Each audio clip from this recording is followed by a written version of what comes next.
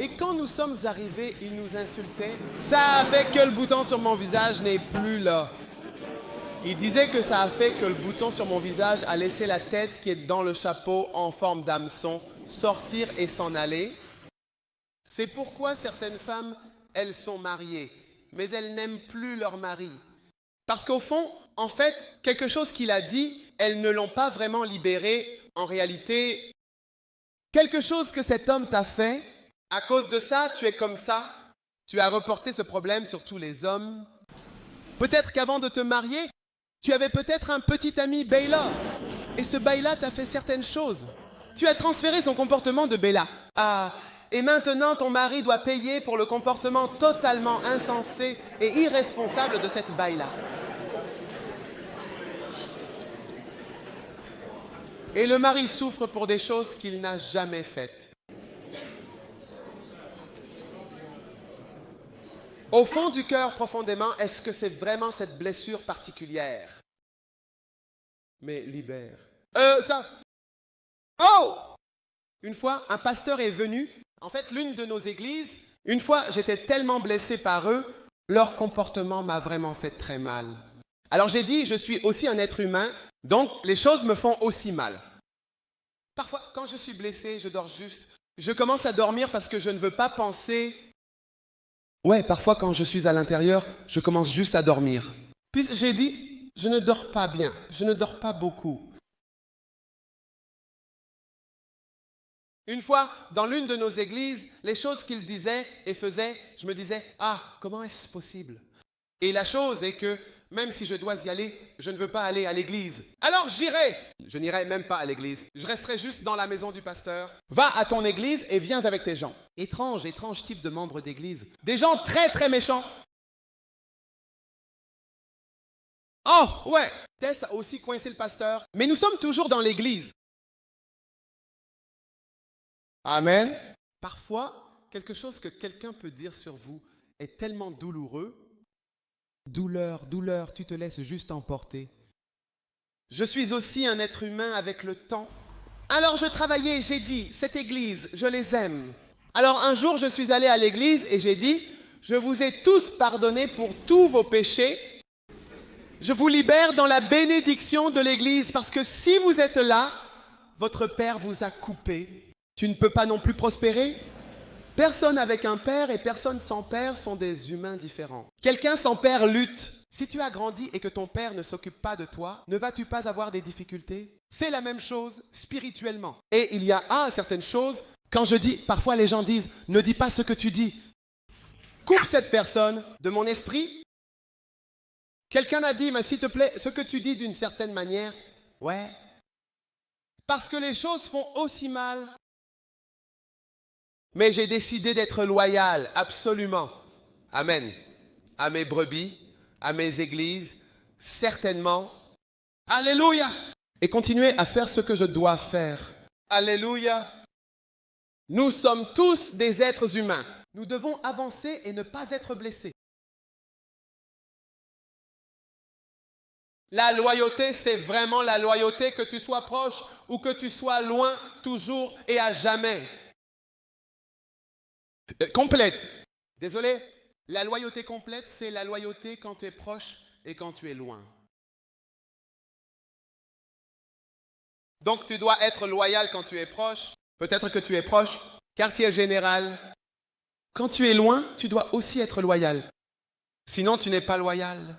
Si tu es seulement loyal quand tu nous vois, alors tu n'es pas vraiment loyal. Tu es situationnel. Amen. La loyauté complète, c'est la loyauté absolue et totale que tu vois le pasteur ou le leader ou non en toutes circonstances. C'est seulement de la loyauté si tu es loyal quand tu vois le leader. Désolé, que tu vois le leader ou non, l'un est que tu sois proche ou que tu sois loin.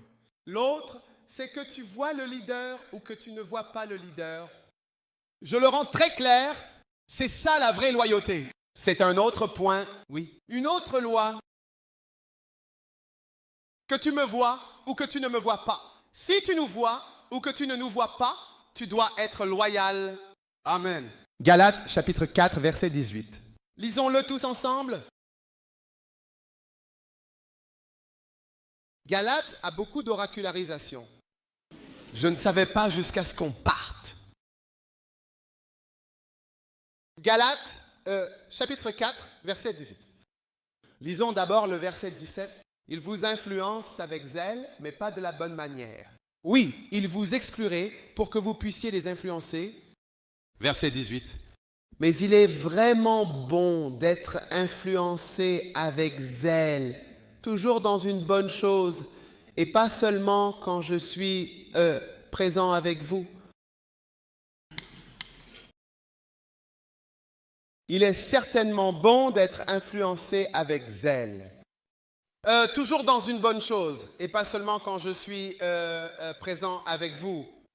Le fait que je ne sois pas présent dans votre église ne signifie pas que vous ne devez pas être loyal.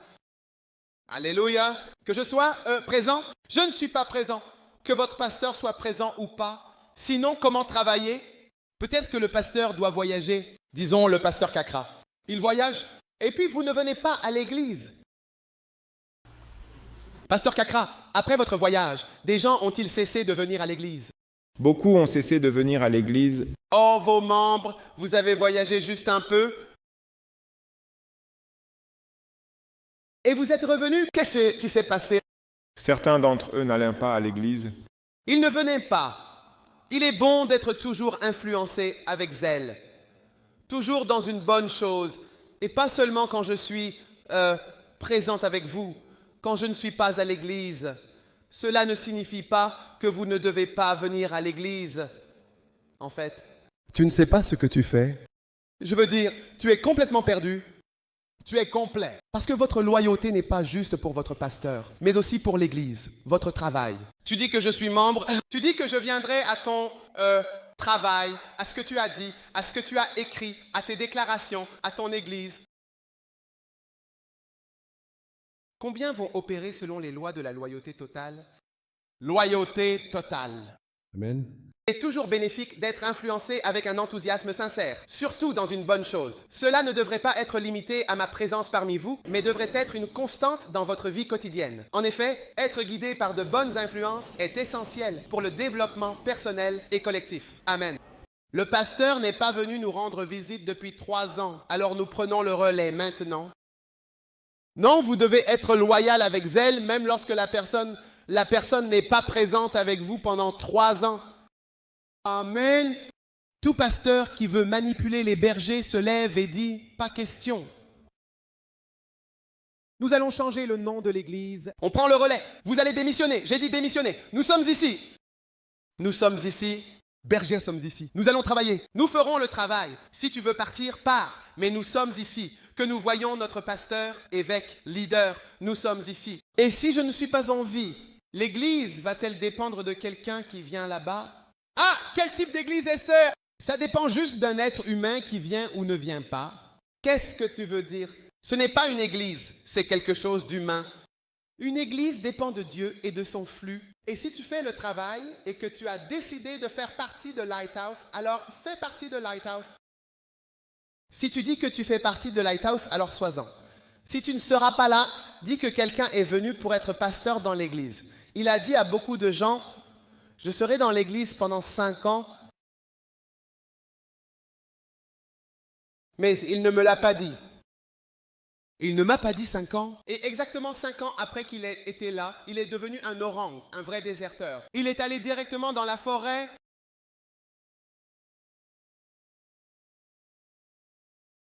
Si tu vas être ici 5 ans, dis-le nous maintenant pour nous organiser. Amen. Nous ne ferons pas de toi un berger et nous ne ferons pas non plus de toi un pasteur. Et si tu es pasteur et que tu veux rester 5 ans, dis-le nous maintenant pour qu'on puisse juste t'aider à vivre tranquillement, calmement, mais ne gâche pas ce que tu as commencé. Quand tu pars, tu prends la moitié de l'église, tu détruis ce que tu as construit et tu te fais un criminel transgresseur. Amen. D'accord, nous terminons. La loyauté est révélée par la chaleur.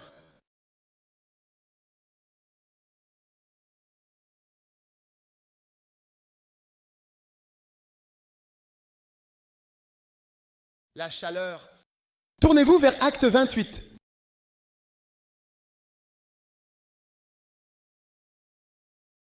Acte 28.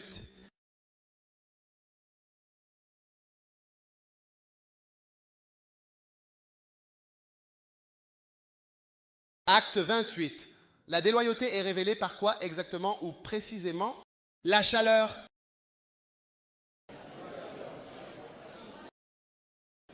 La déloyauté, souvent cachée, est révélée par la chaleur intense. Amen. Maintenant, quelqu'un devrait aussi se tourner vers Marc chapitre 4. Mais d'accord, soyons tous à Acte 28. Nous faisons une étude biblique, ça dit...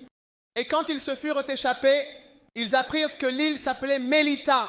Et les indigènes nous ont témoigné une grande bonté, car ils ont allumé un feu et nous ont tous accueillis à cause de la pluie qui tombait et du froid. Verset 3, et lisons-le tous ensemble, s'il vous plaît, ensemble. Et quand Paul, après avoir soigneusement ramassé quelques branches et brindilles, les eut posées sur le feu crépitant pour raviver les flammes vacillantes, une vipère, cachée parmi les morceaux de bois, sortit soudainement. La vipère est sortie d'où exactement?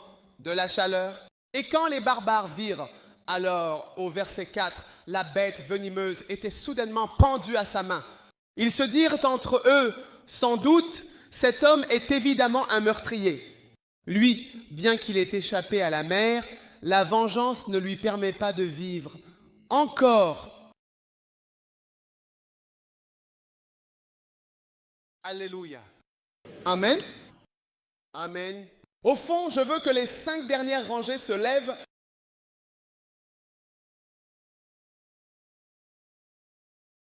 Oui, c'est bien comme ça. Je pense que c'est tout à fait correct et approprié dans cette situation. Restez debout pour que nous prêchions, d'accord? Pour que je puisse mieux vous voir. Amen. Écoutez, s'il vous plaît, attention. Ne vous inquiétez pas, vous vous asseyez bientôt. Mais restez debout un moment. Quand il y a de la chaleur, tous les serpents sortent. Paul, écoute ça. Paul a ramassé quelques bâtons et il les a mis ensemble dans un feu et a allumé le feu. Quand il allumait le feu, l'un des bâtons était un serpent. C'était une vipère bâton. C'était sur le truc comme ça. C'était probablement sur les bâtons. Et peut-être qu'il pensait que c'était un bâton plus épais. Tu vois ce que je veux dire? Et parfois, ils n'aiment pas les gens. Ils ont l'air plus épais que les autres. Ils ont l'air plus loyaux que les autres. On dirait que tu vas apporter plus de bois de chauffage et plus de chaleur. Et puis la chose s'est transformée en serpent. Amen. Jeune homme, je prêche, tu parles et tu ris. Pourquoi me voir exactement juste après l'église? Amen. Les serpents sont, exposés par la chaleur. Qu'est-ce que la chaleur dans la vie? La chaleur, numéro 1, elle est précieuse et essentielle de la vie. Si vous regardez Marc, chapitre 4, numéro 2, les difficultés financières.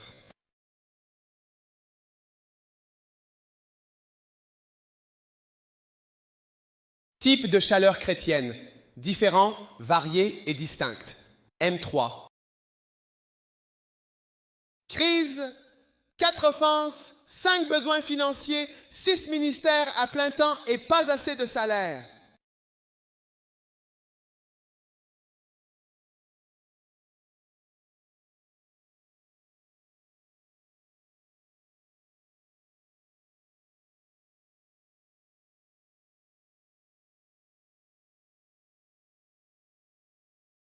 À plein temps, quand tu es dans le ministère sans assez d'argent, c'est l'une des chaleurs.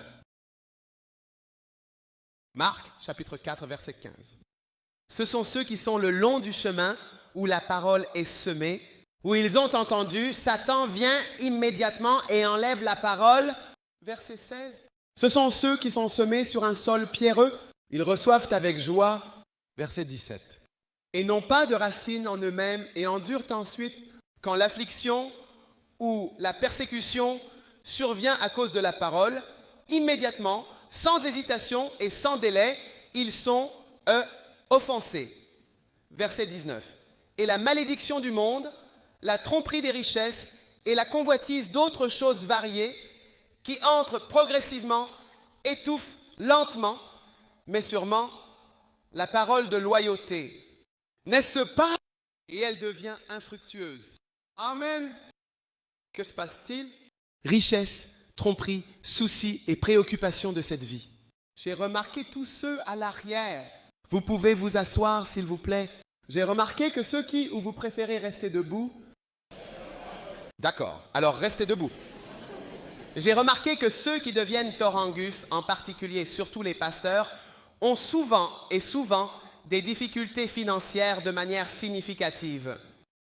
Amen. Ou ils veulent plus d'argent, même s'ils n'ont pas de difficultés financières. Ou il y a des pressions sur eux, même sur les pasteurs laïcs. Et ils sentent parfois même que l'Église va résoudre ce problème. Des gens quittent l'Église disant « On a besoin d'argent pour notre entreprise. Nous sommes venus voir l'Église. L'Église ne nous a pas donné l'argent dont nous avions besoin pour l'entreprise.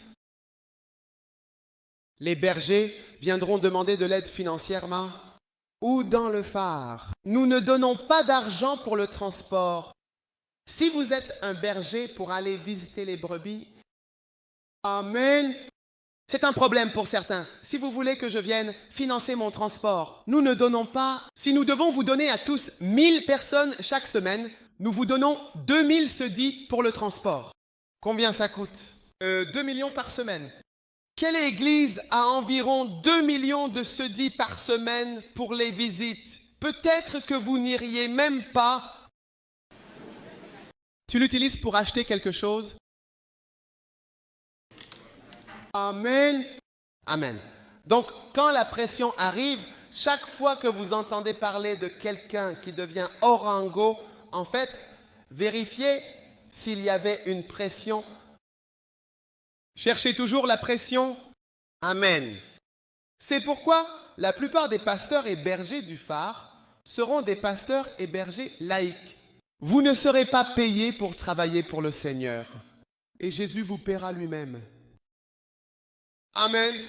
Mais quand l'Église commence à vous payer et il me paie seulement 60 000 par mois, regardez l'évêque, on peut voir que même la chemise qu'il porte est de qualité. Donc même cette église seule coûte environ 100 000. Ce n'est pas 100 000. Regarde sa voiture. Chaleur. C'est la pression. Le feu arrive. Amen. C'est pourquoi la plupart des pasteurs, s'il vous plaît, faites votre travail sur votre lieu de travail. Amen. Amen. Je suis sérieux. 98% des pasteurs du phare doivent être des pasteurs laïcs. Seulement 2% seront à plein temps. Amen. En fait, 98% des pasteurs font juste des choses. En réalité, vendez des barres de fer et en effet, achetez du pain. Vendez du pain, une ferme avicole, tapez à la machine. Donc ça, sinon combien ici ont des difficultés financières? Avez-vous connu des difficultés financières depuis votre naissance? D'accord, maintenant baissez la main. Si vous rencontrez certaines difficultés financières et que l'Église est certainement l'organisation qui vous paie, à qui la faute si vous avez certaines difficultés financières? Le quoi? Alors, tout le monde ici aurait été énervé contre l'Église. N'est-ce pas? C'est pourquoi de nombreuses églises se séparent. Parce que les gens sont énervés contre l'Église. Regarde ce qu'il fait. Il est payé beaucoup d'argent. Et moi, alors, il voyage aujourd'hui. On voit qu'il va ici. Demain, il va là-bas. Et moi, alors, quand est-ce que moi aussi, j'irai quelque part?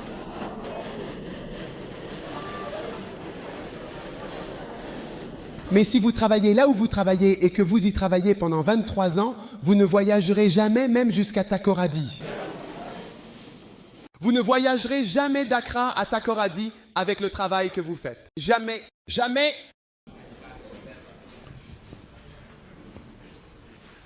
Je travaille dans l'église depuis longtemps et je n'ai reçu aucune carte pour m'aider avec mon expertise en tant que pasteur. Merci.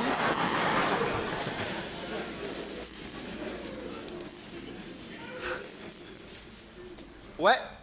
Viens-tu au ministère pour obtenir une voiture? Mon frère, tu t'es trompé de chemin. Complètement. Complètement? Tu t'es trompé de chemin? Demandez à ceux qui travaillent depuis longtemps à différents endroits s'ils ont des voitures. Tu as une voiture? Quelle est votre profession? Es-tu dactylo? Es-tu infirmière? Qu'est-ce que tu fais? Docteur? Docteur, tu n'as pas de voiture? Et toi? Quel est ton travail? Mon docteur? Docteur, où est votre voiture? Je n'ai pas de voiture. Oh! Oh, pauvre homme. Ma fille. Pourquoi à propos de ton lieu de travail?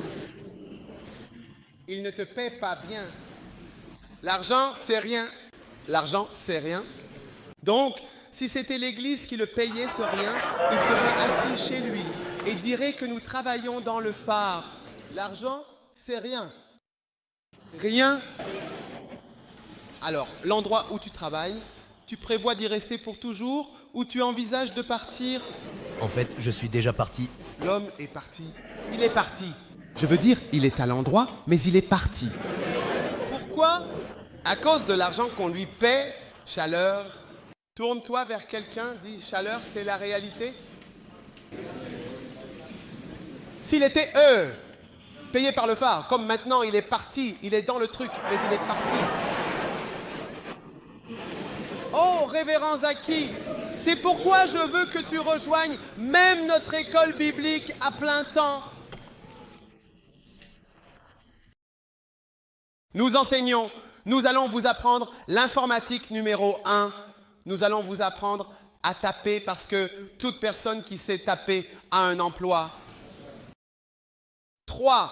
Nous allons vous enseigner l'élevage de bétail, l'élevage d'escargots, l'élevage de porcs, l'élevage de lapins, la culture de champignons, ainsi que la ferme de Bella.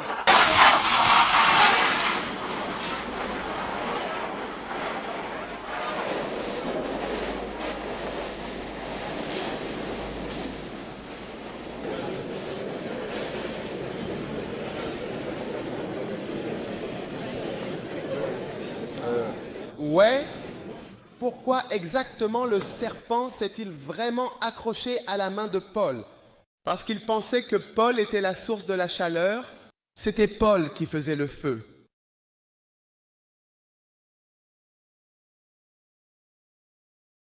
Tu regardes toujours et essaie de voir qui cause mes problèmes dans cette vie, qui me donne la chaleur, en considérant toutes les personnes et les situations qui pourraient être impliquées et en réfléchissant à la manière dont elles influencent ma vie.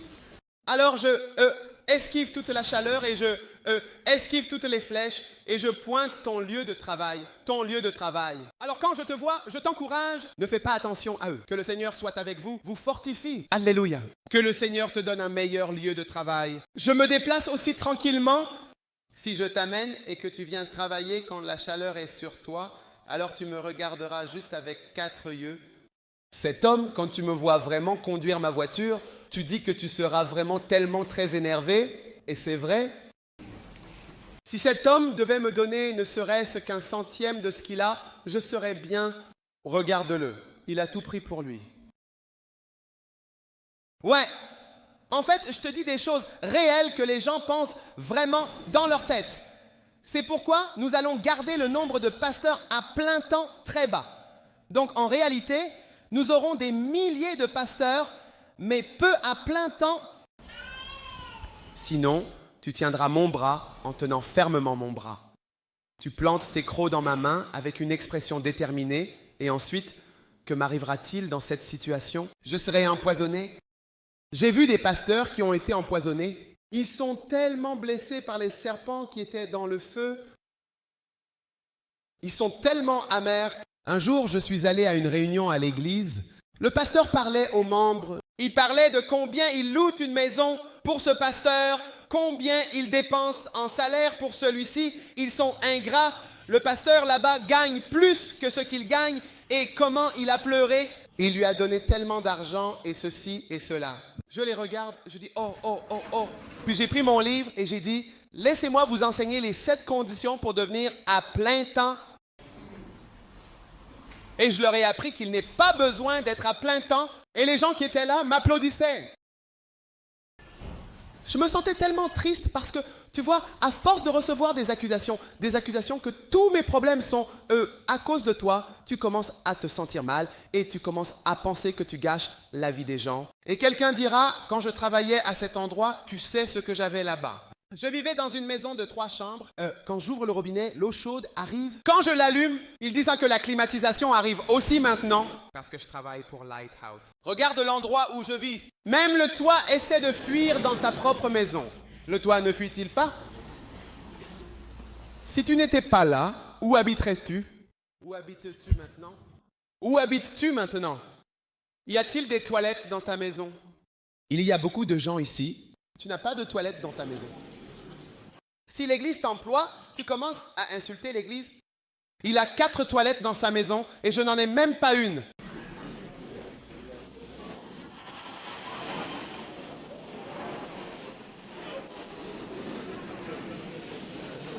Oui, tu n'as certainement pas de toilettes dans ta maison, vraiment.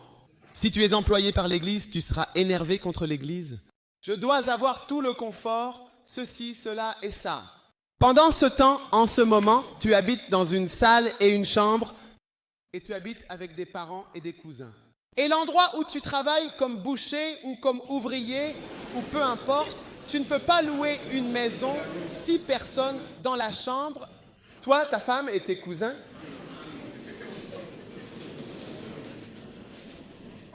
Amen.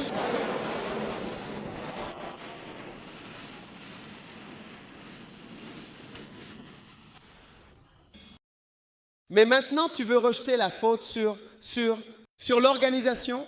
C'est pourquoi je dis que cette chaleur intense qui touche absolument tout le monde, je ne permettrai pas qu'elle soit dirigée vers toi.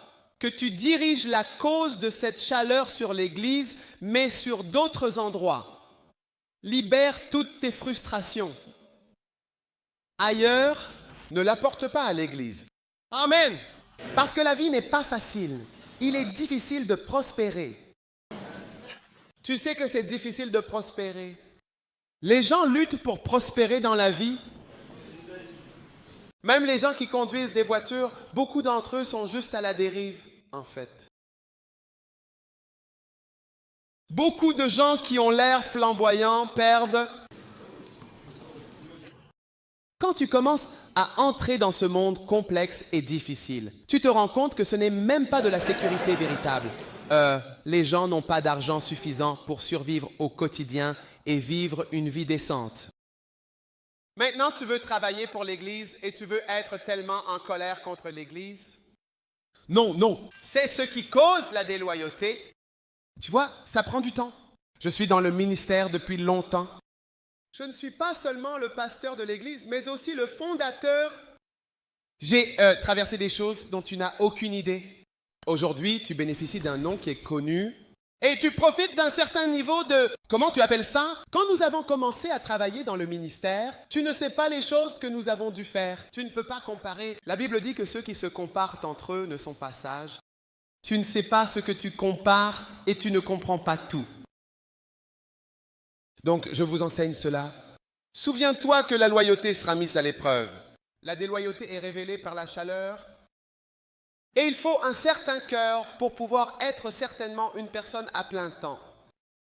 Quelque chose doit mourir en toi avant que tu puisses être à plein temps. Quelque chose doit mourir. Quand cette chose n'est pas morte, tu ne peux pas être à plein temps et être heureux. Quand cette chose est morte, tu peux facilement devenir une personne à plein temps et être heureux. Il y a beaucoup d'entre nous à plein temps et leur nombre augmente. Il y a des gens qui sont à plein temps. Il y a des gens... Et quand tu deviens, si tu as cet esprit ou ce cœur ou quoi que ce soit, tu seras heureux à plein temps et satisfait. Et nous ne disons pas que les gens ne sont pas bien payés. Ils sont payés et ils sont bien payés. Tu peux voir les pasteurs, ils sont tous bénis. Amen. Mais tu vois, il faut un certain cœur même pour pouvoir attendre que le moment de la bénédiction arrive. Amen. Le dernier point, chaque personne déloyale est maudite. Galates, chapitre 1, verset 8. Galates, chapitre 1, A. Relisons à partir du verset 6. Je m'émerveille. Chaque personne qui agit de manière déloyale est considérée comme maudite.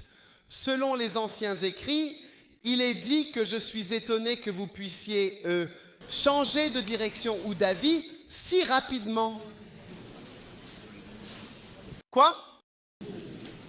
Éloignez de celui qui vous a appelé par la grâce de Christ pour un autre évangile.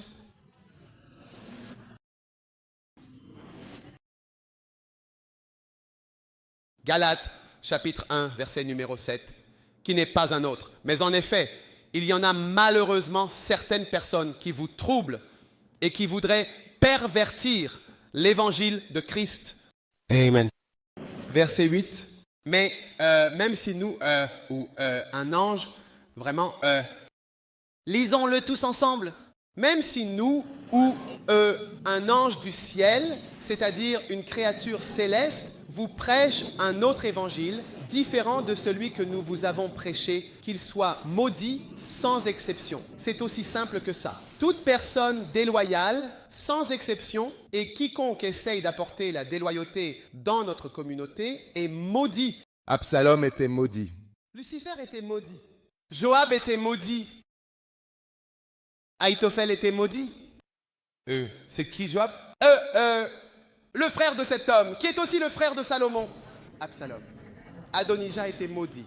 Judas, la Bible dit qu'il aurait mieux valu qu'il ne soit pas né. Il aurait dû être avorté. Amen. Amen. Alléluia.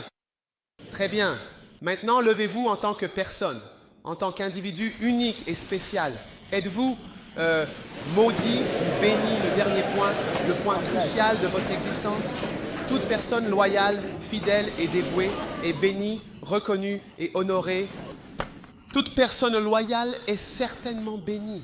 Que dit Jésus? Bien joué? Ah. Bon et fidèle ou loyal, entre dans ton repos. Amen. Très bien. Levez la main et adorons le Seigneur pendant quelques instants. Alléluia, truly. Très bien, s'il vous plaît. Vous pouvez vous asseoir.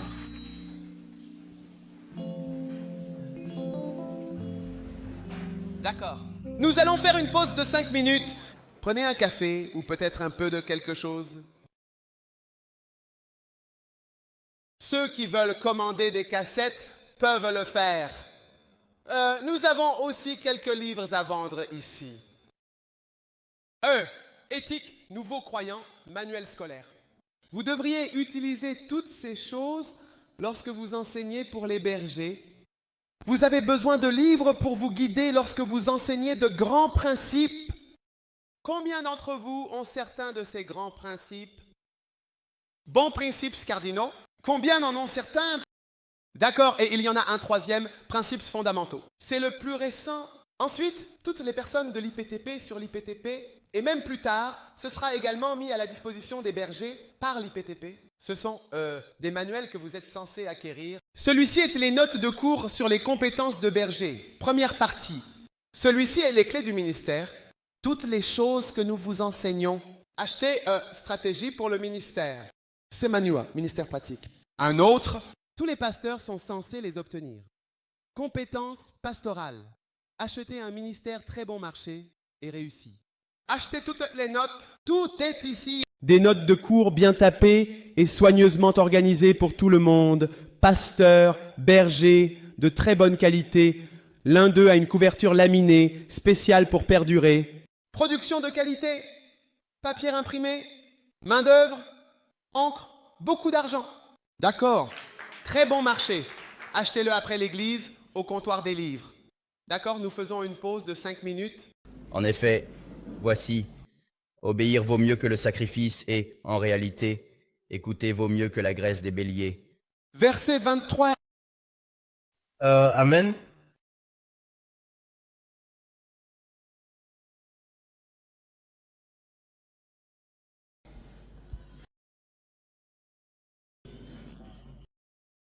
Donc, le premier signe de déloyauté ou manifestation de déloyauté que vous devez surveiller est la désobéissance. Si nous disons de faire A, alors faites A. Si nous disons que tous les bergers et pasteurs devraient utiliser la dîme des premières et meilleures cartes, vous comprenez ce que je dis? Et vous seuls ne l'utilisez pas. c'est une démonstration très évidente et une manifestation très claire de désobéissance, de déloyauté. Combien sont d'accord avec ce que je dis? Alléluia. Donc, ce que nous disons, même parfois dans de petites instructions quand vous donnez, vous dites « éteignez la lumière, dormez, faites ceci, faites cela ». Vous réalisez que dans de petites choses comme ça, vous pouvez voir des signes de rébellion parce qu'il y a un commandement très clair qui a été donné. Et dans une grande armée et un grand groupe de personnes, nous devons être capables de suivre les instructions. Sinon, il peut y avoir un chaos total. Un chaos total. Et c'est pourquoi à l'IDAL, il y a certaines choses qui sont uniformes. Amen. Nous avons des pupitres similaires, des paniers d'offrandes similaires, les mêmes manuels d'enseignement pour les bergers, et ainsi de suite. Vous devez utiliser. Certaines choses sont uniformes. Certaines choses peuvent varier. Amen. Alléluia. Et vous devez certainement décider d'obéir. Sinon, vous manifestez un esprit de déloyauté. Absolument. Amen. Sans aucun doute. Même quand vous pensez savoir mieux. Et si vous savez mieux, alors peut-être que vous n'êtes pas à votre place. Oui. Ouais. Parce que s'ils donnent des instructions et que vous n'en savez plus, alors quand ils disent, c'est comme si ce qu'ils disaient n'était pas nécessaire. Alors faites attention aux personnes qui sont ouvertement désobéissantes aux instructions simples. C'est un signe et une manifestation de cette vie. Numéro 2, l'entêtement. L'entêtement. 1 Samuel 15, 12. Quand Samuel se leva tôt pour rencontrer Saül le matin, on dit à Samuel que Saül était venu à Carmel. Voici, il l'a installé à un endroit, verset 13. Samuel vint à Saül et dit, « Béni sois-tu de la part du Seigneur, et j'ai accompli le commandement du Seigneur. » Et Samuel dit, « Que signifie ce bêlement des moutons dans mes oreilles et le mugissement des bœufs que j'entends ?» Et Saül dit, « Ils les ont amenés des Amalécites, car le peuple a épargné le meilleur des moutons pour les sacrifier à Dieu, et le reste, nous l'avons complètement détruit. » Verset 16. Alors Samuel dit, « Reste, Saül, reste, et je te dirai ce que le Seigneur m'a dit cette nuit. » Et il dit, et Samuel dit, « Quand tu étais petit à tes propres yeux, n'as-tu pas été fait chef des tribus, et le Seigneur t'a oint ?» Verset 19. « Pourquoi n'as-tu pas obéi à la voix du Seigneur, mais t'es précipité sur le butin et a fait le mal aux yeux du Seigneur. » Verset 18, retourne en arrière. Et le Seigneur t'a envoyé en mission et a dit, « Va et détruis complètement les pécheurs et les Amalécites et combats-les jusqu'à ce qu'ils soient consumés. » Écoutez attentivement. Vous réalisez ici au verset 23 qu'il y a 2 péchés dont on parle. La rébellion est comme la sorcellerie, et l'entêtement est comme l'iniquité et l'idolâtrie. L'un est d'obéir et de désobéir. Et je vous dis cela, et je veux que nous soyons tous ouverts. Soyons capables de demander à nos pasteurs, soyons capables de nous demander les uns aux autres, suis-je têtu? Oui. Parfois, les gens m'accusent de choses, je demande. Une fois, quelqu'un m'a dit, ils disent, tu es, c'est ce que tu es. Je leur ai demandé, suis-je donc cela dans la mesure où vous allez? Si quelqu'un dit, je suis cela, j'y réfléchirai. Très sérieusement. Amen. Les gens qui disent du mal, ils le feront toujours, mais quand votre ami vous dit que oui, c'est vous, vous devez y réfléchir attentivement. Amen. Amen. Donc, ce que je vous dis est extrêmement simple. Vraiment, c'est quelque chose que vous pouvez comprendre. Alléluia.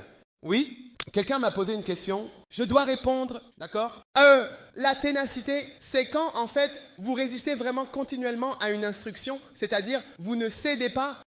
C'est de la ténacité.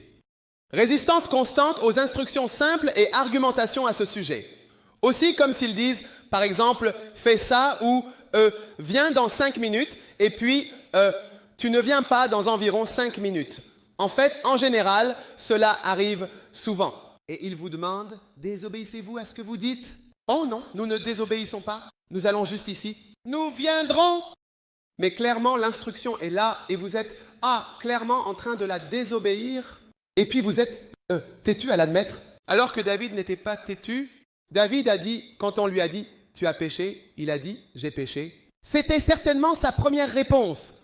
La première réaction de Saül a été de discuter de ce qui était bien sûr évident. Alors je veux vous dire, soyez ouverts et ne soyez pas têtus. Et ne soyez pas réfractaires aux conseils, aux corrections et aux réprimandes. Parce que si vous êtes réfractaire, vous êtes condamné.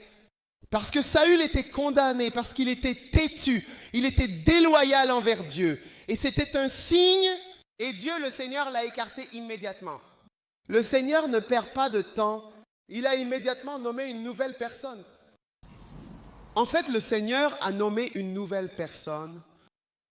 Vous voyez, même si Dieu n'a pas retiré Saül immédiatement, il a commencé dès ce moment-là à préparer son nouveau leader parce qu'il a réalisé que les symptômes de l'entêtement, les symptômes de la désobéissance étaient présents.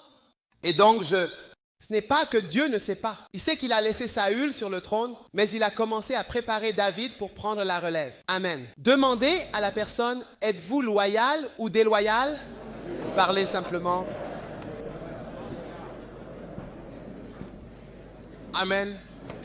Numéro 3, mépris et moquerie. Quiconque se moque de vous n'est pas loyal envers vous.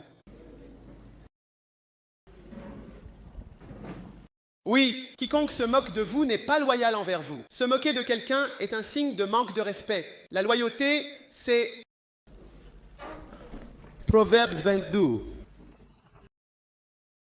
Rapidement, nous allons passer à celui-ci très rapidement. Manifestation, démonstration de déloyauté. Chassez le moqueur, s'il vous plaît. Merci. Et finalement, la discorde, s'en ira. Oui, certainement, la querelle et le reproche cesseront. Sans aucun doute, finalement. Psaume 1:1 de la Bible. Heureux l'homme qui fait quoi? Vraiment et toujours. Vraiment.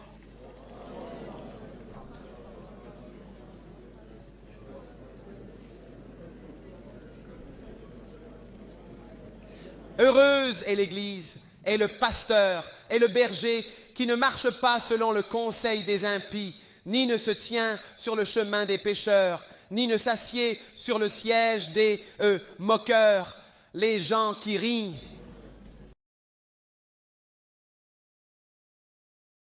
Il y a des gens qui se moquent de vous quand vous essayez de prêcher. Amen. Ils ne sont pas avec vous. Quiconque se moque de vous n'est pas avec vous. Amen. Quiconque, écoutez, c'est un autre. Puis-je avoir votre attention, s'il vous plaît? Je ne sais pas. Il y a beaucoup de discussions en cours. En réalité, quiconque se moque vraiment de vous n'est pas avec vous. C'est quelque chose de très subtil. Mais si vous êtes avec moi, si vous riez, vous devez rire avec moi. Pas de moi. Par exemple, un nouveau pasteur est introduit dans l'église. Puis il vient essayer de prêcher et ensuite les gens commencent à se moquer de lui. Il ne peut pas prêcher. Comprenez-vous ce que je dis? Ouais. J'ai fait des choses dont les gens se sont moqués de moi auparavant. Je sais ce que je dis. Il y a beaucoup de choses que je vois et sur lesquelles je ne dis rien. Je ne vous ai jamais dit que vous vous êtes moqué de moi. Mais peut-être que je vous ai déjà vu vous moquer de moi. Amen. C'est une manifestation de cela. La personne ne l'est pas, parce que si vous sortez pour faire quelque chose, disons peut-être si...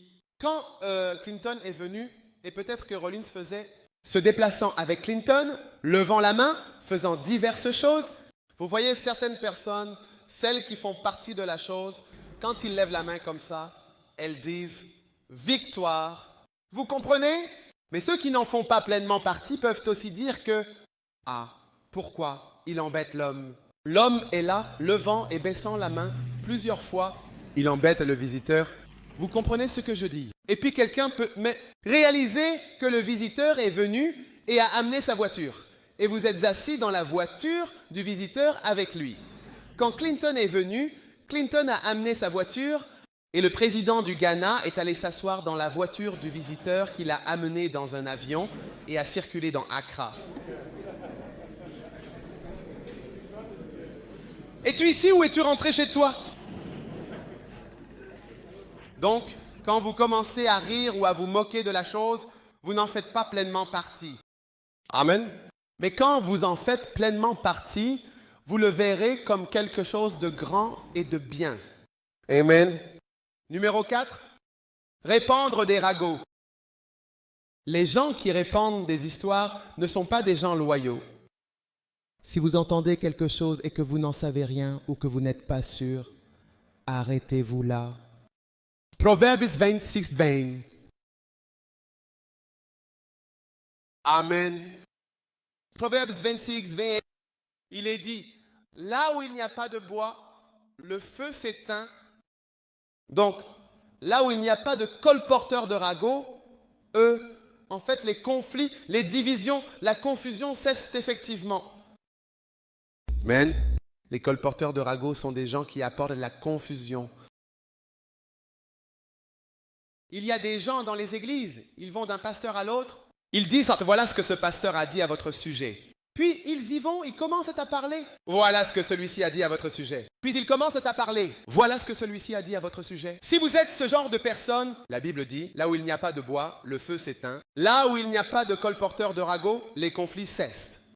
Faites attention aux gens qui vont et viennent. Celui-ci a dit ça. Vous savez, l'évêque a dit, la dernière fois que j'étais avec lui, il a dit ceci, cela. Quel évêque? Moi, je n'arrive pas à y croire. Le monde est fou quand même. Salut Charlie.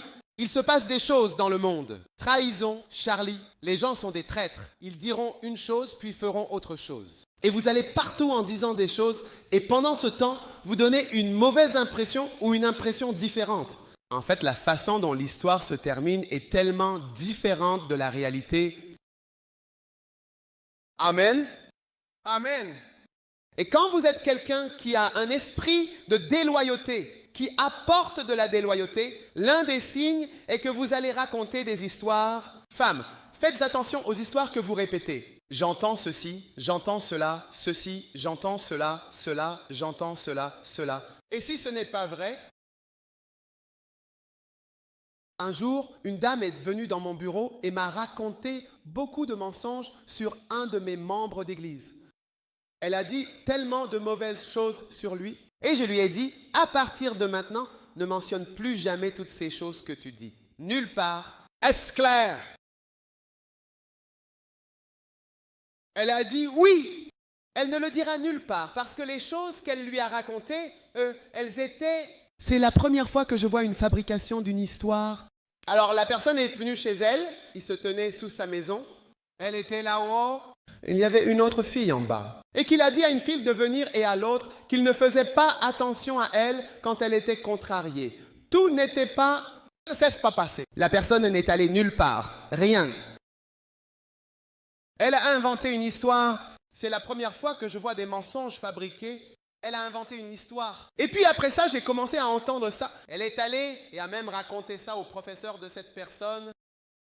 La personne était étudiante et elle est allée raconter au professeur et à d'autres personnes que toutes ces choses n'étaient pas vraies. Après environ 3 ou 4 semaines, elle est revenue vers moi et a dit « Oh !» Elle voulait s'excuser pour ce qu'elle avait dit. J'ai dit « Pourquoi tu es allée raconter ça partout ?» Parce que j'ai découvert qu'elle était allée raconter ça au professeur.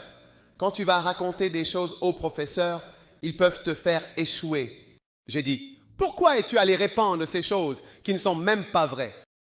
Elle a dit de toute façon, désolée, mais elle demande d'annoncer que ces choses qu'elle a dites ne sont pas vraies.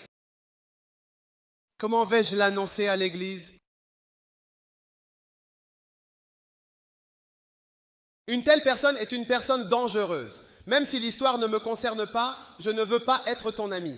Faites attention aux gens avec de longues histoires. Les gens qui viennent parler de l'évêque ceci, le révérend cela, ceci et cela, surveillez ces gens, surveillez-les attentivement. Une bonne personne n'a pas beaucoup de temps pour parler des autres.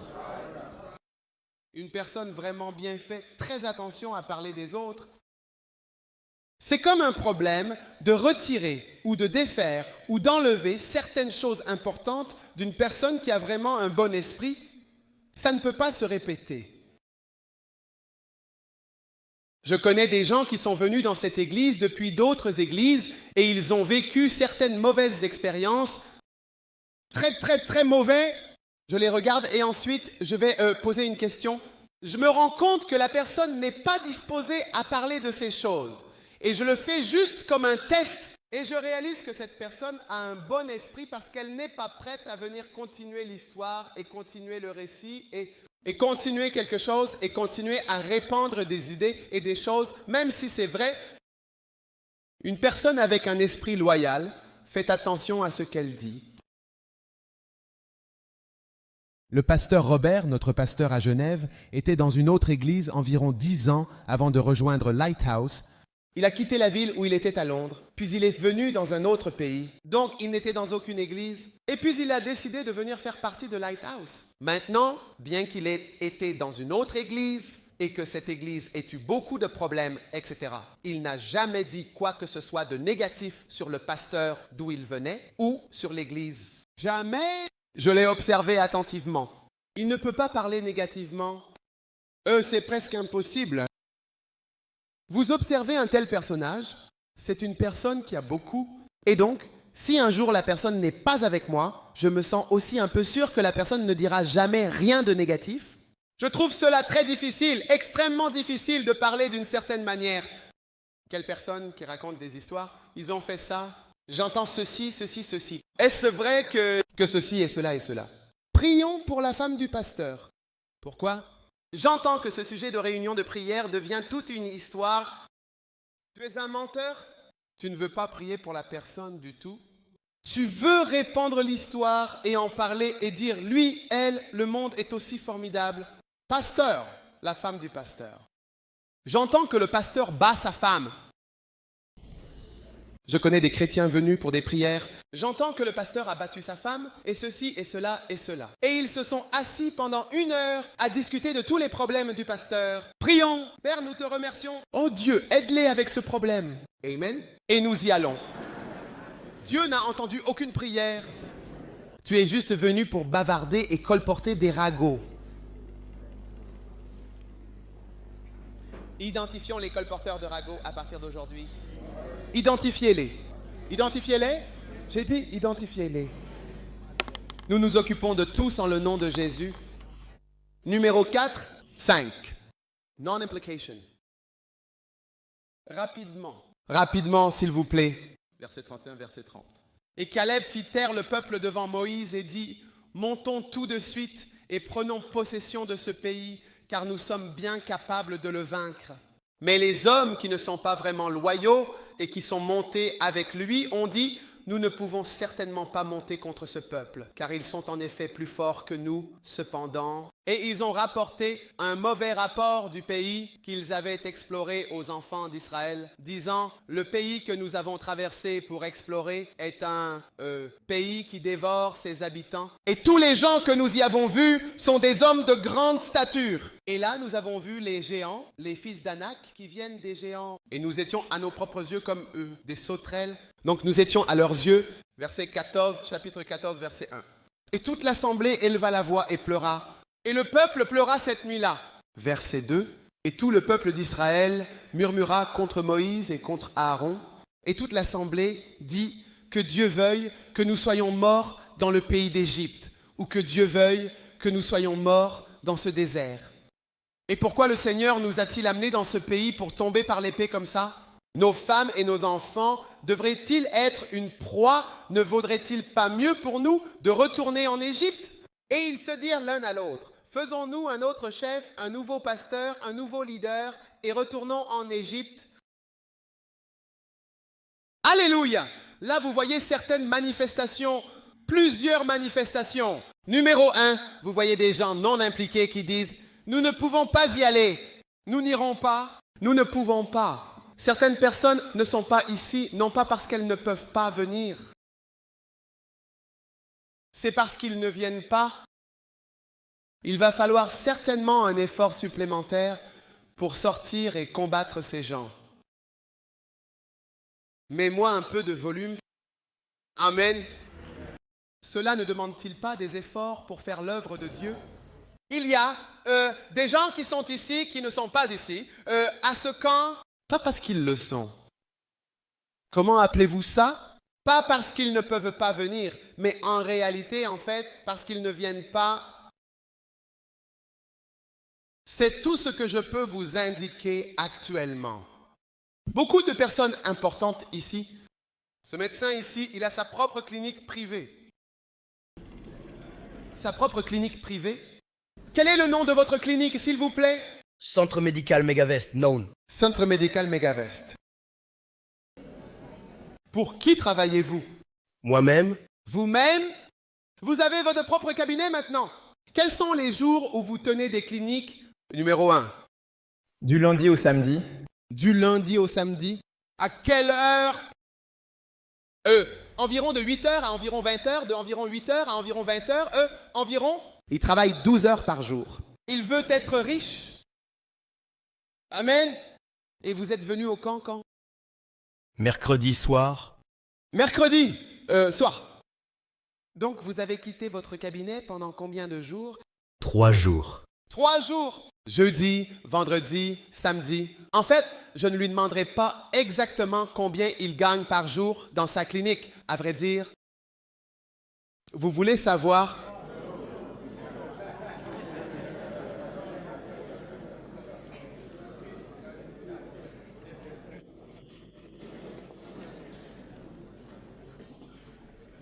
Il a quitté sa clinique et il est venu. Il y a des travailleurs ici qui pourraient venir. Mais il y a des gens qui ne vont pas se donner la peine de venir. C'est un peu le feu. Il n'y a pas d'eau à Winnebag.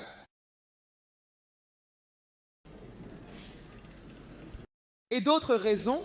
Caleb a dit qu'on peut y aller. On peut y aller. On ne peut pas y aller. On peut y aller. On ne peut pas y aller. On peut y aller. Il va pas. On y allait. Tu vois? On peut y aller. Pas pratique. On ne peut pas y aller. Je te montre. Ces choses mènent à un plus grand déplacement. À la fin de ça, on ne peut pas y aller. Venez, changeons de leader. C'était la fin de cette chose. Ça... On ne peut pas y aller. On ne peut pas y aller. Tu as préparé le camp mercredi? Tu n'es pas en charge. Tu sais que nous avons des tâches. Ça et ça et ça. Laisse-moi aller dans une autre église où il ne nous dérange pas.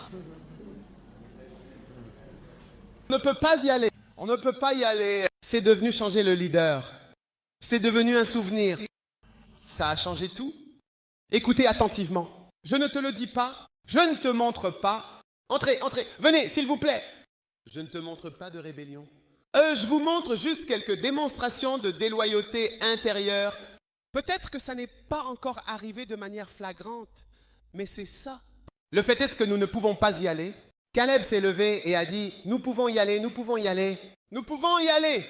Nous ne pouvons pas y aller. Tu ne vois pas ça? Nous ne pouvons pas y aller. Étudiants, sommes travailleurs, nous avons des emplois. Nous pouvons y aller. Nous ne pouvons pas y aller. Tu vois pas? Nous pouvons pas y aller.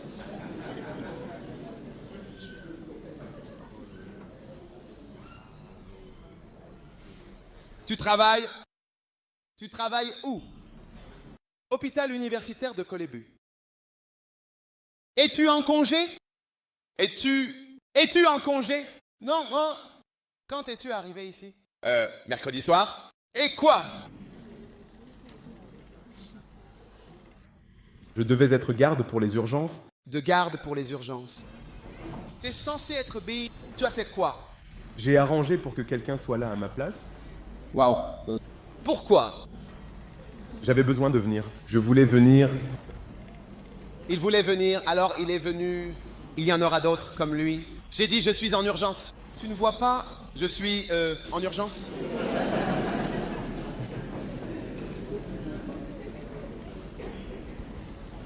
Non-implication.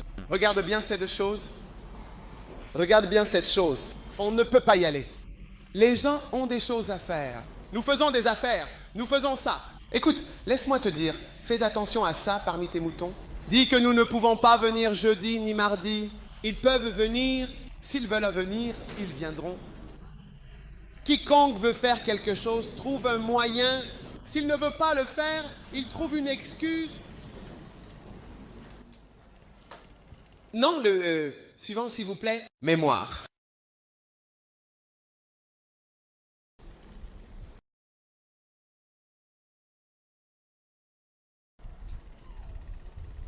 Mémoire.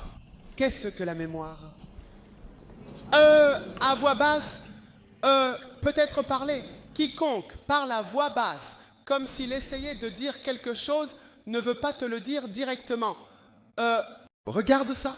Ce n'est pas une bonne chose du tout quand tu n'es pas à l'école. Quand quelqu'un vient et qu'est-ce qu'il essaye de dire?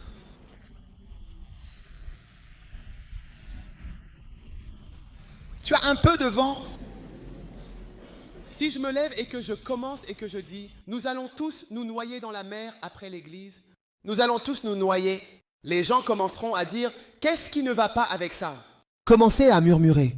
Commencez simplement à parler les uns aux autres et dites, non, c'est de la mémoire, une mémoire qui persiste dans nos esprits. C'est comme si personne ne se levait pour dire clairement, avec une voix forte et assurée, nous n'allons pas nous noyer dans cette mer de doute. Mais tout le monde, avec une tranquillité apparente et une assurance silencieuse, dit calmement, nous n'y allons pas. Nous restons ici, ancrés dans notre conviction partagée. C'est ça la mémoire. Donc, je ne me sens pas à l'aise quand je remarque que les gens disent quelque chose que je ne sais pas. Ouais. Amen. Je ne me sens pas à l'aise et tu ne devrais pas te sentir à l'aise non plus. Quand j'y suis arrivé, j'ai dit, ah, qu'est-ce que tu dis? De quoi parles-tu? Oh, rien.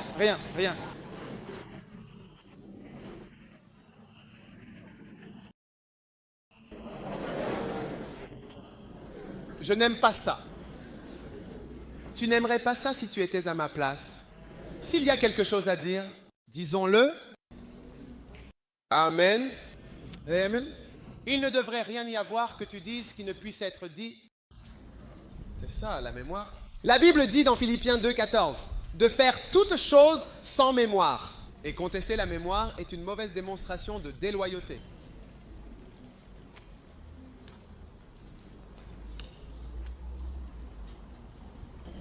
Le prochain défi, c'est vraiment douter profondément de la vision. Nous allons couvrir l'église. Mais nous allons construire une très belle église. Quand allons-nous finir ces bâtiments? Nous sommes fatigués. Nous sommes très fatigués. Maintenant, nous allons vraiment lever un peu plus tard. Combien aimeraient que je vienne vous annoncer? Nous allons avoir un projet environ 4 milliards de cedis. Apporter de l'argent. Que diras-tu à la fin? Alors, tu dis quoi? Vas-y donc. Vas-y. Que diras-tu? Nous sommes capables. Mais que peut dire quelqu'un d'autre? Quelqu'un arrive d'une certaine manière, certainement d'une manière ou d'une autre. Tu dis quoi?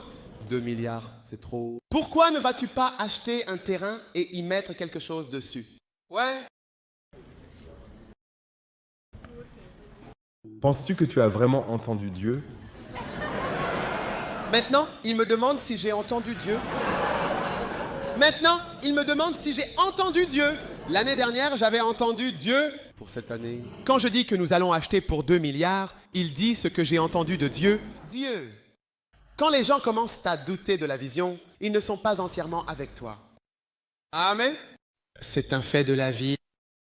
Alors, quand Moïse a dit que nous partons, donc nous pouvons y aller. Je doute que nous puissions tuer des géants. Les géants de milliards ne doutent pas, parce qu'après toi, tu viens honteux. Caleb et... comment il s'appelle? Josué. Ils sont partis et les autres sont restés. Leur corps reste sur place.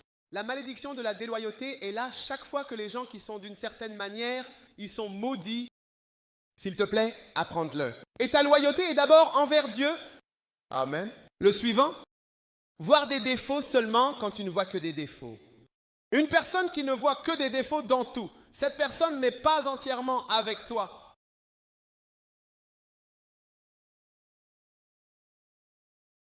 Oui, toute personne qui ne voit que des défauts n'est pas avec toi. Numéro 16, ne t'éloigne pas des nombres. Ah, pendant un certain temps, garde juste ta Bible ouverte à Nombre 16.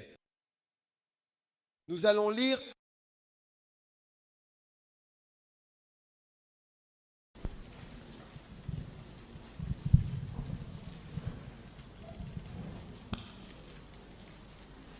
Je préfère absolument Nombre 12. Nombres 12.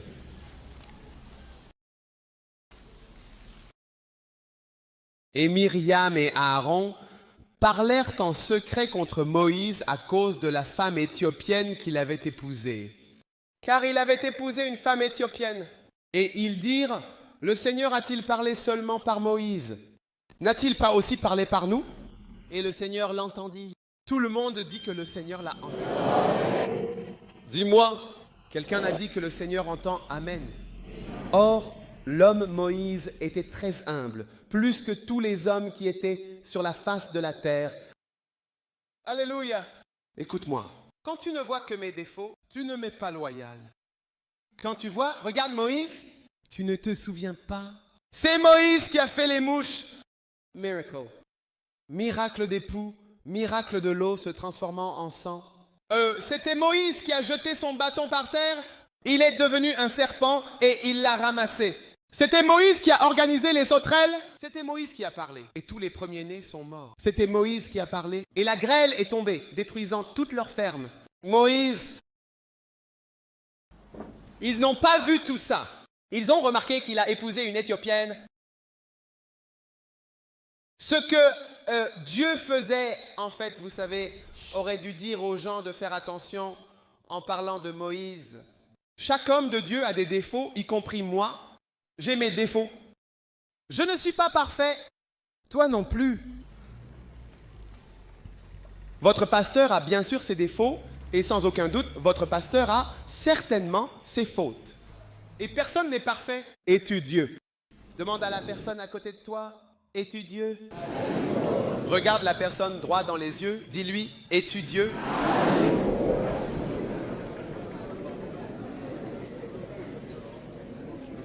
Tu n'es pas parfait.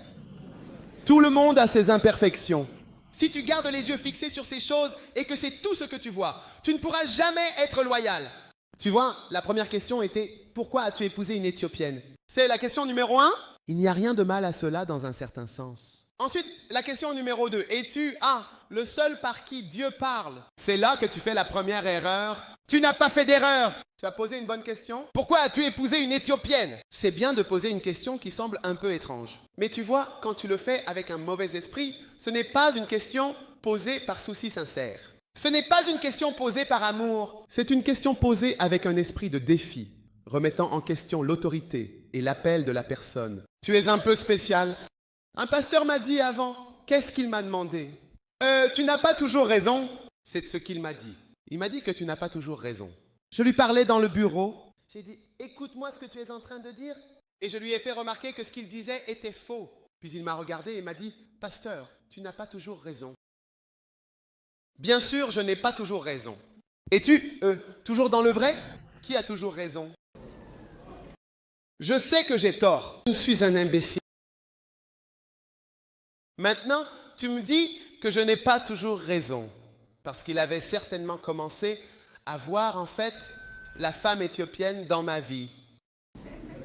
Chaque pasteur a une femme éthiopienne. Amen. Amen. Quand je regarde mes pasteurs, en y réfléchissant bien, je réalise que finalement, je me rends compte que tout le monde a ses défauts. Mais malgré cela, Dieu nous utilise. N'est-ce pas merveilleux? Ouais. Tout le monde a ses imperfections. Mais quand tu ne vois que les défauts de la personne, alors tu n'es plus loyal dans ton cœur. Tous les autres ne l'ont pas vu. Mais Myriam, elle a vu. Et Aaron, tu peux certainement voir. Amen. Je vois aussi tes imperfections. Mais j'ai foi en toi. Et je te dis, vas-y, tu peux le faire. Tu peux être un pasteur. En étant pasteur, j'ai exprimé ma confiance en toi. Malgré tout, toute personne que je présente publiquement comme pasteur, j'ai une confiance absolue en elle. C'est pourquoi la personne est un pasteur. Ne déçois pas cette confiance que j'ai. Tu me fais honte chaque fois que tu me laisses tomber. C'est ce que ça signifie. Alors, regardez quelqu'un. Je ne regarde pas les gens avec des yeux naturels. Je regarde les gens avec des yeux surnaturels. J'ai appris à voir... Pasteur, Amish, viens. Tu vois, même maintenant, il a pris un peu de poids. Mais si tu voyais cet homme, même il y a quelque temps, tu ne saurais même pas quel travail il fait, s'il est un à part. sexe. Yes. Il est un apprenti. Il est actuellement en formation pour devenir un plombier qualifié, un maçon expérimenté et un médecin en recherche d'emploi stable. Il est aussi en train de se former pour devenir un comptable certifié. Tu n'as vraiment pas idée de tout ce qu'il entreprend. Et il est aussi très silencieux. Il est très silencieux. La personne qui venait me déposer en voiture, quand il m'a vu à l'église, il a dit calmement « Je cherche le révérend ». Tu vois, il vient juste d'aller à Abidjan pour un programme et nous avons dit que nous envoyons un révérend docteur Hamish Odoe. Alors quand ils ont dit qu'ils cherchaient le révérend, alors j'ai dit que j'étais un révérend. Il a dit « Je cherche le révérend ». J'ai dit que j'étais révérend. Si j'ai été un peu brusque, donc plus tard, il a dû s'excuser parce que peut-être que je n'avais pas... Oh, mais Dieu l'utilise d'une manière que nous ne comprenons pas toujours immédiatement. Il a ses raisons et ses plans qui peuvent sembler mystérieux pour nous. Parfois, Dieu l'utilise. Dieu l'utilise. D'accord. Amen.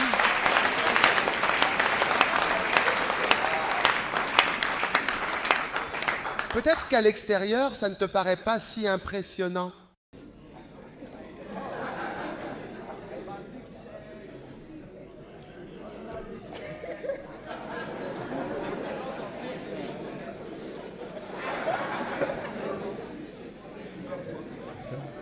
Alléluia. Mais Dieu l'utilise. Dieu l'utilise. C'est comme ça que le ministère est. Dieu vous utilisera peu importe qui vous êtes ou ce que vous avez. C'est pourquoi Dieu a utilisé Catherine Kuhlman, divorcée, femme avec des roues, stérile. Dieu l'a utilisée. Mais là où tu ne vois que des pensées, des défauts. Oh, Elena, le garçon assis à côté de toi, amenez-le à la frontière. Amenez-le dehors. Viens, viens.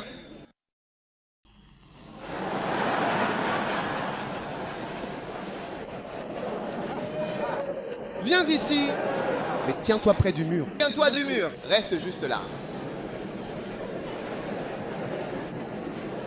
D'accord, je comprends ce que vous voulez dire. Je suis d'accord avec votre point de vue et je pense que c'est une bonne idée. Merci de m'avoir expliqué cela en détail. Comment tu t'appelles? Sagesse. Salut, sagesse. Et puis tu dors comme ça.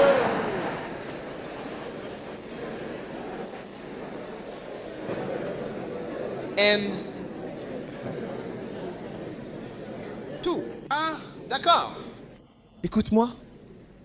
Si tu veux certainement regarder certains aspects éthiopiens différents et variés d'une personne, de cette personne particulière, tu seras probablement laissé de côté, je te le promets. Tu seras laissé loin derrière. Ne me regarde pas avec quelques yeux éthiopiens et je ne te regarde pas non plus avec des yeux éthiopiens. Amen. Paul a dit quelque chose. Désormais, je ne connais personne selon la chair. Je regarde les gens spirituellement. Applaudissez Pasteur Henri.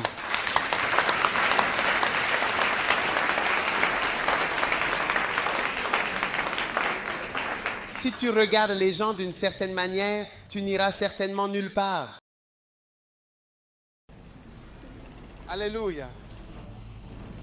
Tu connais Billy Joe Doty. Combien ont participé à la croisade de Billy Joe Doty? Non, c'est une personne très calme, donc. Mais Billy Joe Doty est l'un des pasteurs qui a l'une des plus grandes églises, sinon la plus grande église de toute l'Amérique. Très calme, tranquille. Quand il prêche, il n'a pas grand-chose, mais c'est probablement en fait le pasteur avec la lumière. Il a plus de 10 000 personnes physiques qui viennent à l'église le dimanche. Quand le service est en cours d'un côté, alors ils ont...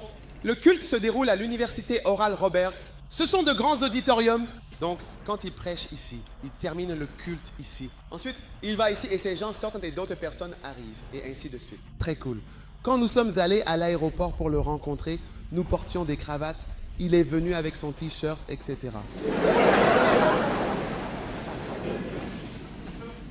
C'est incroyable.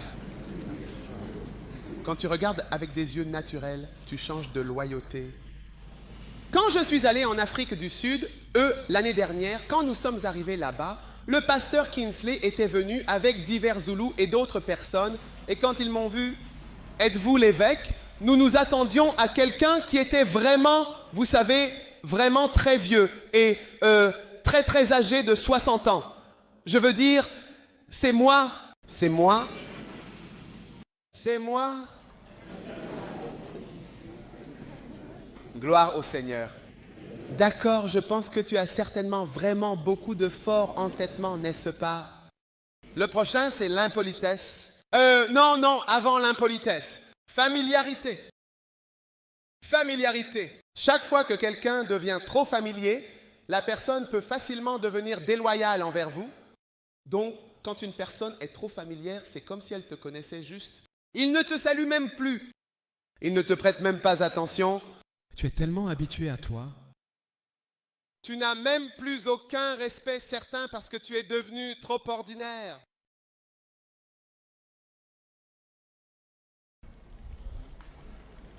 C'est certainement l'une des démonstrations de déloyauté, vraiment. Le suivant, c'est l'impolitesse. Impolitesse, quand quelqu'un est impoli, toute personne qui est impolie est déloyale. Dans le livre des Nombres, au chapitre 16, verset 12, nous avons une référence spécifique. Ce verset se trouve dans le livre des Nombres, qui est une partie de la Bible. Et Moïse envoya appeler Dathan et Abiram, les fils d'Eliab, qui dirent « Nous ne monterons pas ».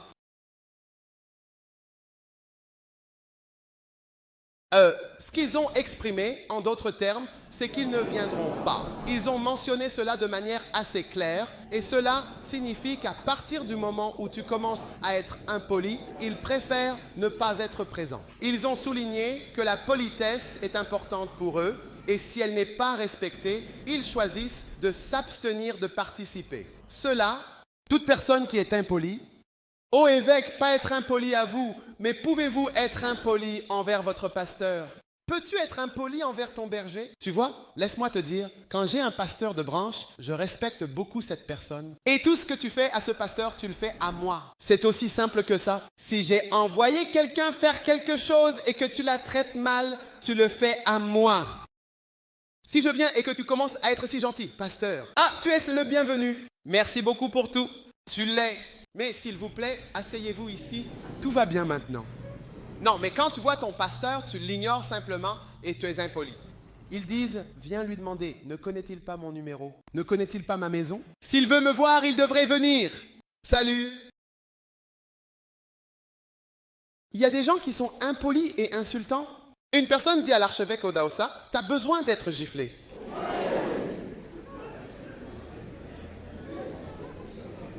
Non, tu vois, tu le vois comme ça. Mais tu te demandes, comment les gens en arrivent-ils à se comporter comme ça? Tu dis à l'archevêque, t'as besoin d'être giflé. Je ne sais même pas s'il l'a giflé.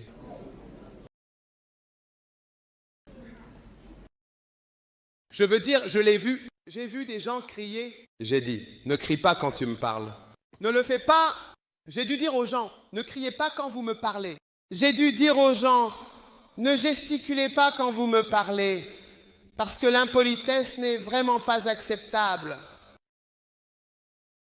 J'ai appelé des gens à venir au bureau et ils envoient un message disant qu'ils ne viennent pas. C'est pour ça qu'ils ne sont pas là, parce que, en fait, je vais vraiment te virer. Tu sais, en réalité, si tu es un pasteur, je devrais pouvoir venir chez toi et t'appeler à minuit pour dire que c'est ce que nous sommes censés faire. Allons-y. Et si je viens chez toi et que tu n'es pas là et que j'ai besoin, je dois pouvoir casser ta porte, entrer et prendre le livre que je cherche et ressortir de la maison. Pardon? Fais comme chez toi. Puis-je amener la porte chez toi? Oh oui, avec toute la permission. Amen. Je dois pouvoir casser la porte de ta maison pour entrer. Je cherche un manuel de conseil matrimonial. C'est chez toi. Je dois pouvoir défoncer ta porte, la prendre, l'utiliser et obtenir un capital pour réparer ta porte plus tard. Je ne viendrai certainement pas Tu ne vois pas que c'est bien sûr l'heure de dormir. Tu m'appelles au mauvais moment. Ici, on travaille. Ici, on travaille, d'accord. Et ensuite, on fait quoi? On dort. Amen. Ok, l'impolitesse. Nombre 16, 12. Soulignez tous ces versets, s'il vous plaît. J'espère que vous les soulignez dans votre Bible. Et Moïse envoya appeler Dathan et Abiram, les fils d'Élie, qui dirent « Nous ne viendrons pas ». Et puis regarde la bêtise qu'ils ont commencé à dire. Il a dit, Ézéchiel, ah, une petite chose que tu nous as vraiment fait sortir d'un pays où coule le lait et le miel pour nous tuer dans le désert. Sauf si tu te fais vraiment entièrement prince sur nous.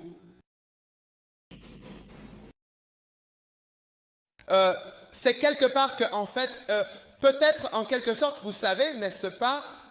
Est-ce que c'est... Penses-tu que c'est une petite chose que nous ne viendrons pas? Penses-tu que c'est une petite chose que tu nous as fait sortir d'un bon endroit pour venir ici nous tuer? Et tu t'es désigné comme un prince sur nous, profitant des choses qui sont censées... Je veux dire, qui ne sont pas censées être pour toi. Tu nous as amenés ici pour nous tuer. Verset 14. De plus... tu ne nous as pas amenés, tu as dit que tu nous amenais dans un pays de fusion. De plus, tu ne nous as pas amenés dans un pays où coule le lait et le miel, ou nous donner un héritage de champs et de vignes. Vas-tu maintenant crever les yeux de ces hommes? Ne viendra pas à la télé?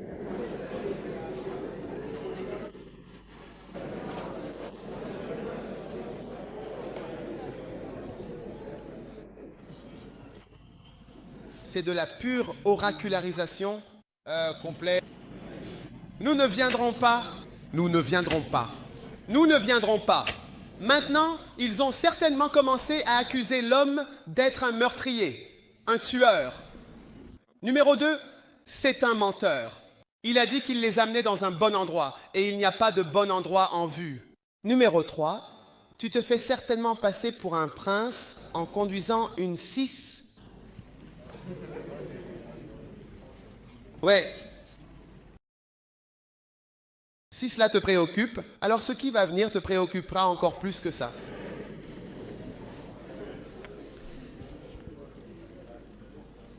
La prochaine accusation suivante est en cours. Une personne qui t'accuse, peut-être.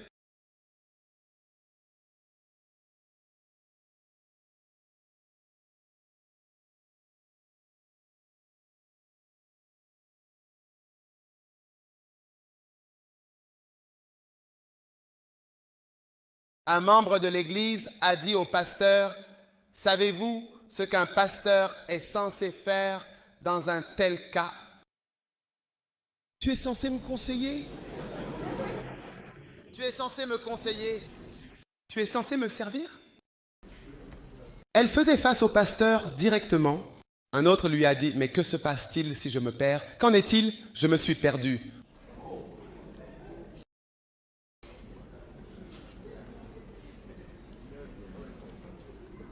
Amen. Alléluia. Un membre de l'église est venu voir le pasteur et a dit, « Pasteur, je veux que vous sachiez qu'il y a vraiment beaucoup de peur, en effet, dans l'église, certainement. Mais je veux que tu saches que je n'ai pas peur de toi.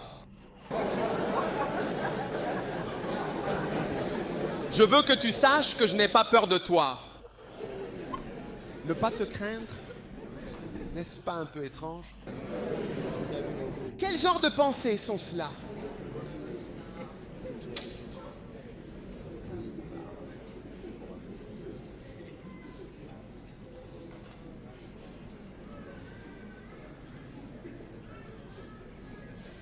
Première épître aux Corinthiens, chapitre 1. L'avant-dernier point, et une personne déloyale ne signale pas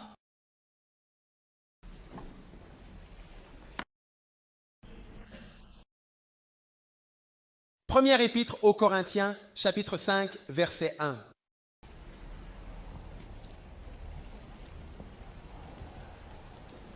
Ne signale pas cette immoralité.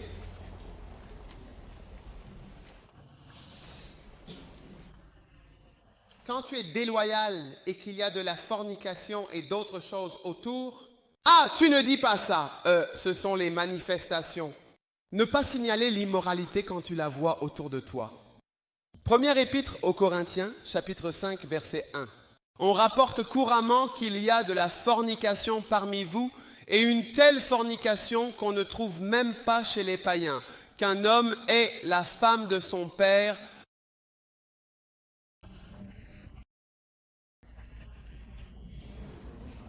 Si tu es loyal et qu'il y a de l'immoralité qui se passe, tu viendras le dire.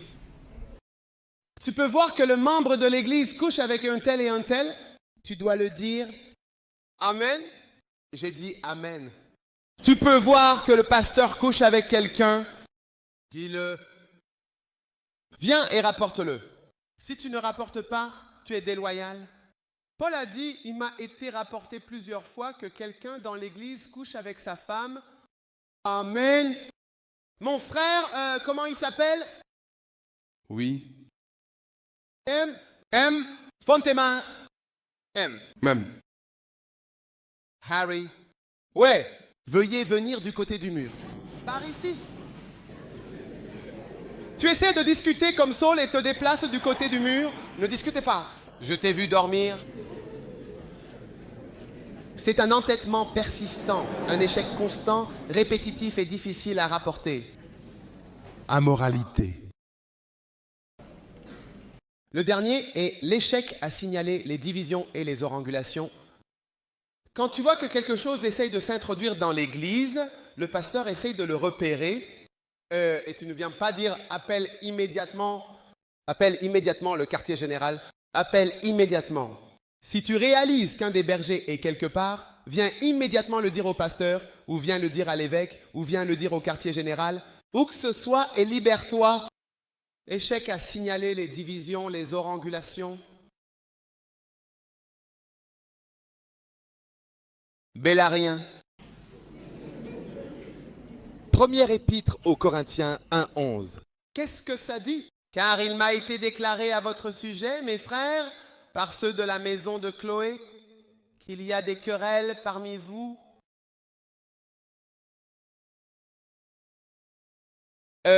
Toi, Paul recevait des rapports d'une certaine famille appelée Chloé, disant que des gens se disputaient dans l'église et apportaient des problèmes dans l'église.